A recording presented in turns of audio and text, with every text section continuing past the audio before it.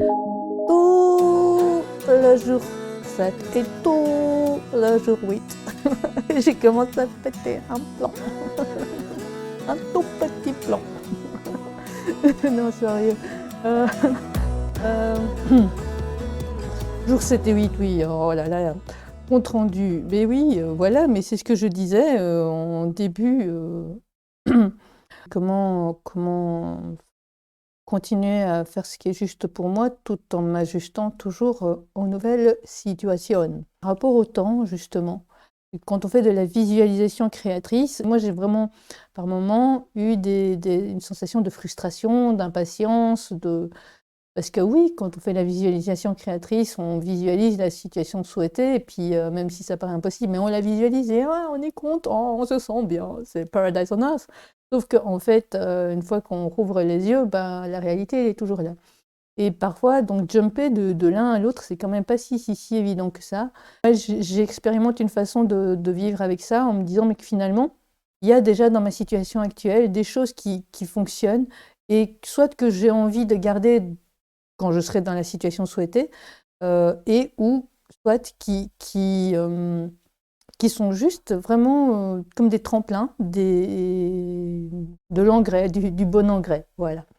Et donc du coup, vivre la situation actuelle est déjà beaucoup plus apaisante. Mais je suis toute débutante là-dedans, donc, donc voilà. Au niveau de la pratique spontanée, la, la- la pratique spontanée est un espace dans lequel on peut, avec le corps humain, ressentir ce que ça fait euh, de laisser cette intelligence matérialisée dans son corps humain, interagir en osmose avec quelque chose qui le dépasse, mais dont il fait partie.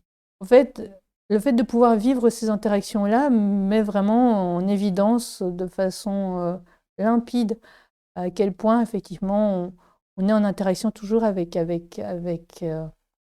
les réalités que l'on porte en soi, les réalités qui nous entourent, et dans toutes ces dimensions, dans toutes ces strates, et que par moment, lorsqu'on fait ces pratiques spontanées-là, en tout cas, c'est comme si tout s'unifiait pour être dans une sorte d'état d'osmose, en fait.